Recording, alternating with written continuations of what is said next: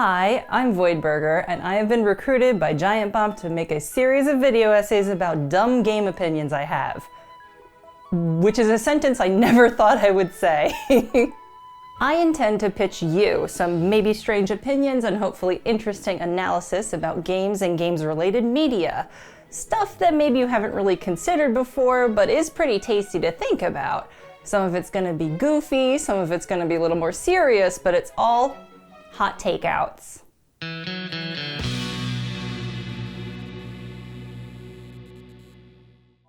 Firstly, egg suckers, I'm here to present you with an idea that I think we can all get on board with if we open our hearts and minds. The 1993 Super Mario Bros. Movie should be canon. And Nintendo are sort of cowards for ignoring it all this time.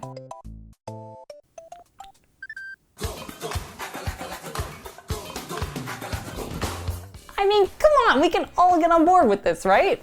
The 1993 Super Mario Bros. Movie kinda has a reputation for being disliked. One of the many video game movie adaptations that didn't capture the essence of its source material.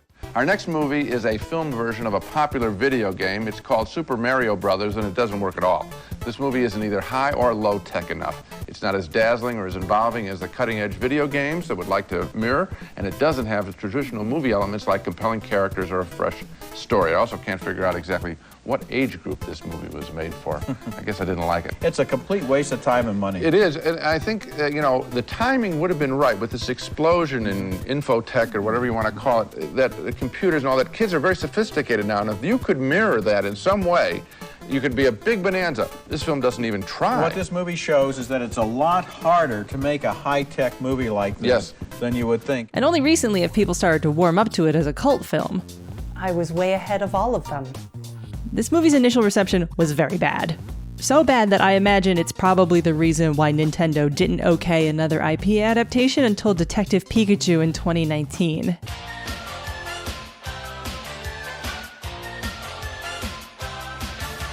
That's a 26-year gap. So why do I want this thing to be canon? Well, wait, I should probably explain what I mean by canon. I don't mean like an official work that's part of a continuing, consistent, overarching story or anything like that. I mean more like this definition. Yes, I'm hitting up the dictionary. I'm being very cliche. A sanctioned or accepted group or body of related works. The movie isn't considered that. And I know that fandom wikis are not really bastions of fact, trust me. No, really.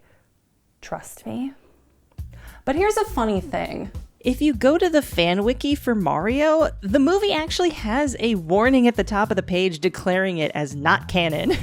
Meanwhile, an edutainment game where Mario goes back in time to meet dozens of major historical figures doesn't get this big honkin' warning. And the origin of this clip also does not merit the non-canon warning either. I hope she made lots of spaghetti. What I'm talking about is that Nintendo have ignored this piece of Mario history very, very thoroughly. And I think that's not fair. Here is a breakdown of my thesis. And I'm sassy about it. 1. This movie rules. 2. What is canon in the Mario franchise anyway? How much canon was even around at the time of the movie's release? And 3. Mario, as both a character and as a series, has done some wild stuff that we all totally accept as fine, so why not this? So to get things started, we should probably first go over the plot of the movie for those of you who haven't seen it, but seriously, why haven't you seen this yet? What is stopping you from seeing this brilliant movie? Hang on, I gotta get Cretaceous for this. So the plot is this. Girls are getting stolen from Brooklyn, and Daisy is one of them. Unbeknownst to her, she's a princess from another world in possession of a magical MacGuffin that the bad guy wants. It's up to good-natured Brooklynite plumbers Mario and Luigi to pursue her into a portal to an alternate dino dimension and save the day.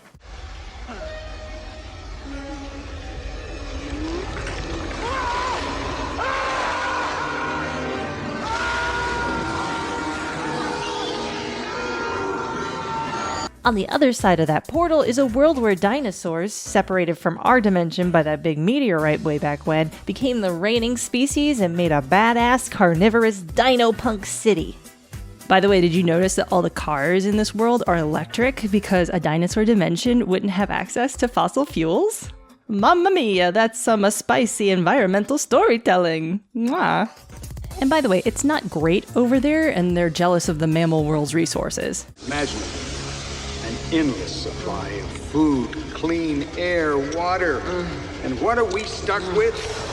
This pit hole, germs everywhere, fungus. Searching for Daisy's trinket that will complete the meteorite and merge the world so he can take over our side is King Koopa, who is absolutely just Donald Trump.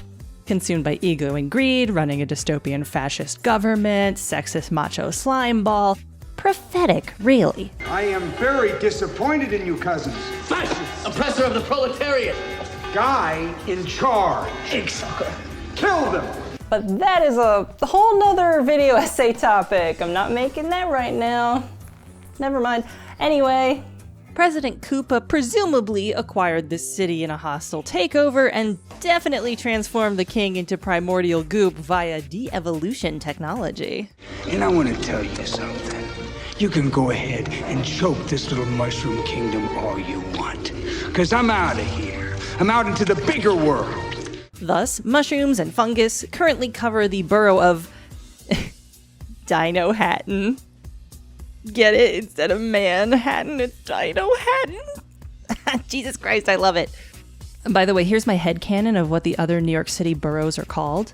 So you've got Dino Hatton, Brooklyn, Rex's, the Bronx, and Yoshi's Island. but anyway, that's the premise of the movie. And this jacket is way too hot to wear for the rest of the video. No. There's some plot things along the way. Multiple betrayals, enemies become friends, yada yada. The Mario Bros save the girl, restore the kingdom to its former state, and go home to have lots of spaghetti. This movie flopped. Big time. Mario's worse off than I thought. Whereas many reviews complained about the reimagined designs and roles of the Mario characters, I'm kind of in love with these versions of them. We got creative and fun interpretations of Iggy and Spike, Big Bertha, Yoshi. Oh, look at that Yoshi. Toad? Toad? Holy shiitake, that's Psychobilly rock musician Mojo Nixon. Hell yeah, Toad! Goombas are now monstrous, stupid Gestapo dinos instead of goofy little brown turds, and I am here for this redesign. We got the power of jumps, and fireballs, and growth-related shrooms. There's a ba-bomb. And more in-joke ads and billboards than you can even process without pausing the Blu-ray. I think the set designers and the costumers may have been the only people enjoying their jobs on set, because I have heard that the production on this thing was miserable. I got stabbed 4 times, electrocuted, broke a finger, nearly got drowned. And that's just what happened to me. I didn't get hurt as much as Bob did. Jesus Christ. Shout out and rip to Bob Hoskins for being a saint and total professional while also being pretty wasted on set, because boy, he hated making this thing. I used to do Shakespeare and wear tights, you know, but now I'm playing this little character that bounces up and down in a game. Whatever, the movie's tumultuous production is a whole nother can of worms that I'm not opening right now. Anyway, I rest my case on the movie kicking ass. On to bullet bill point number 2. What is canon in the Mario franchise anyway, and how much of it was around at the time of the movie's release? And here I want to address the continuance of the complaint I brought up earlier, that the characters are nothing like they are in the games. The idea that this whole movie is not enough like the games. And this was a major complaint. It's come up a billion times, gajillions of times. The movie is definitely very different in tone from the happy-go-lucky video games, but I feel like that tone wouldn't have made a very good movie, would it? So if we're going to compare the movie to the games, which of course we have to, Fine, let's do it. And let's start with this timeline over here. So the only games in the Mario franchise that had come out before the movie did were these ones. And this list doesn't include Donkey Kong or other Mario-ish games in it, but let's not get too pedantic here. That's not a ton of material to make a movie out of. Even less so considering that these games don't have a lot going on in the plot department. We had a tremendously rich tapestry of characters that worked from in the game itself. So the trick was here to try and get those characters to come to life and to integrate them into a story which made some sense and had a beginning, middle, and end. That's where the real struggle was, to try and get all those elements to fit into a continuum that began to make some sense, because the game doesn't have a story, and the characters don't even have characteristics, they're just names. I agree with that producer guy. The few games that were out at the time didn't really have stories, they kind of just had premises. And even among these 6-ish games, the premises were pretty wacky and they changed from game to game besides the basic gist of Mario and sometimes his friends save the kingdom or girl or both. And famously, one of these games was not even a Mario Brothers game to begin with. But you know that, you're Giant Bomb fans. You're knowledgeable and savvy and you got great taste and you're so sexy and you're gonna love my video essays, ain't ya? But yeah, when the plots of the games are Dinosaur Guy cursed the land and kidnapped a princess, go stop him. Frog Guy cursed the land, go stop him. Dinosaur Guy cursed the land and brought his kids this time, go stop them. And finally, the game that directly preceded the movie, Dinosaur Guy cursed Dinosaur Land, transformed the king, and kidnapped the princess, go stop him. What are you gonna do? Except make a movie whose premise is Dinosaur Guy cursed the land with his terrible dictatorship, transformed the king, kidnapped the princess, and is threatening other worlds too. Go stop him. But since we're talking about Mario canon, I do want to point out that Mario 2 is the first appearance of Luigi's height difference, Birdo, Pokies, Bob-ombs, and Shy Guys. All of those things introduced not only in a game that is a reskin of something else, but also a game that's entirely a dream sequence. Explain that. Please don't actually explain that. The explanation is that it is a video game. And there's also the bizarre Super Mario Land, where Mario threw not fireballs, but the recently legitimized via Mario Maker Super Balls. And the dude didn't fight Koopa, but he fought this weird space alien guy. And also a bunch of other freaks that go eh when you hit them.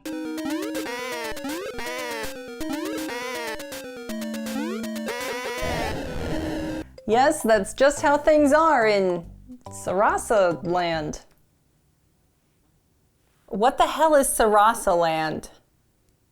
According to We Are Daisy Wikia fandom, Sarasaland is a country ruled by Princess Daisy and likely an unnamed king. Ah, don't even know who the king is, huh? Oh, and by the way, that was the game that introduced Daisy for the first time too. And all of that's canon. I am Daisy!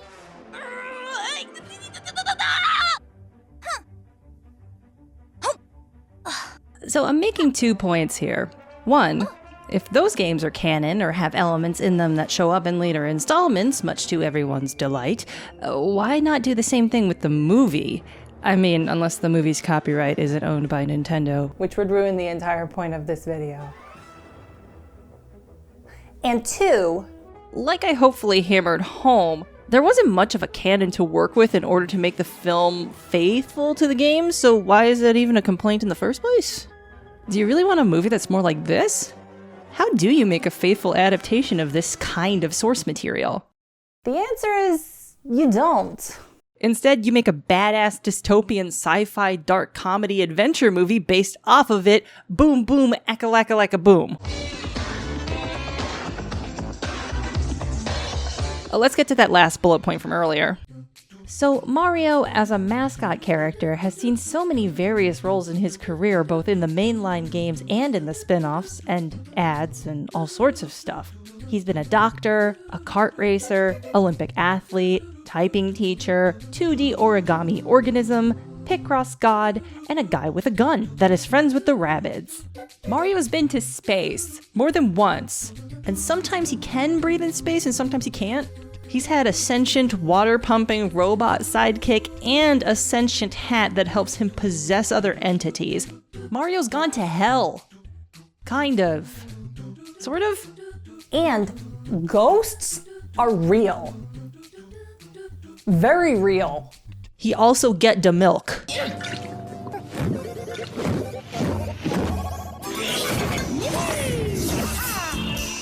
Want to grow? The calcium in milk helps bones grow.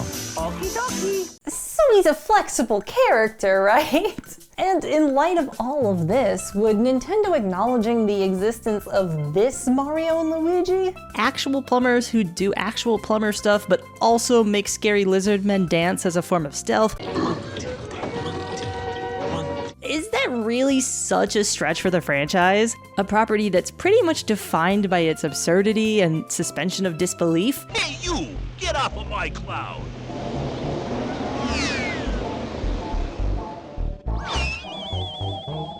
It's been one of those days. Can't we have a badass cyber dystopian Mario spin-off game, please, Nintendo? Alien species escaping from police detention. Aliens? Oh, we gotta deal with aliens too? Luigi, we're the aliens! Yeah? Whoa, cool! Come on, own your awkward and fun mistakes from 30 years ago, come on! Nintendo's kinda done this thing before anyway. Even though the Virtual Boy was a big failure of a product, Nintendo still puts cute nods to it in loads of the games they make. From Super Paper Mario to Smash Brothers to Luigi's Mansion 3. Wow. Yellow. And Nintendo also ain't no stranger to letting their precious Mario be used in bizarre situations.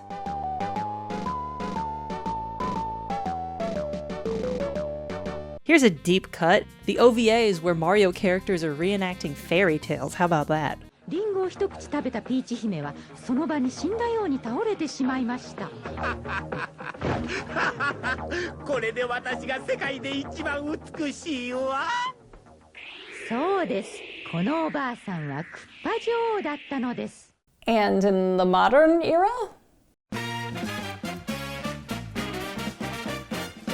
How weird was it seeing Mario interacting with new donkers, a style of NPC that is completely clashy with the cartoony proportions of Mario? And speaking of weird proportions, how about that weird Mario in Mario Maker? Love that freak. Embrace the weird. Trust the fungus. Do for Mario what you did with Breath of the Wild and take it in a bold, new, scary direction. And I declare that direction to be Dino Hatton. But, okay, let's be real. Let's come down to earth. Let's be realistic here. They're not gonna do it. They're not gonna make it canon. They're almost certainly not gonna make my dream spin-off game, that's for sure. But, I at least want the bare minimum. I will settle for a cheeky in-joke or reference to it in another game. Surely I can't have been the only person to enter New Donk City expecting at least a teeny tiny direct reference to the movie. Maybe an advertisement for Scapelli Plumbing? Scapelli. They beat us to it again. Another lost job. Like, heck, there's an alleyway where a T-Rex chases you. And there's a movie theater where Mario jumps into the screen and becomes an actor in the movie. It's like the developers were specifically teasing me about how they refuse to own up to the movie existing. Sheesh. And hey, you know, there is another Mario movie in the works right now, and it's probably gonna be pretty good. I mean, we've learned a lot about making video game adaptation movies since 1993. I hope it's great. I mean, the Sonic movie didn't suck all the way. It just kinda half sucked. The only apps on my phone are the ones that came with it. In the Olive Garden. Ah, because when you're there, Your family.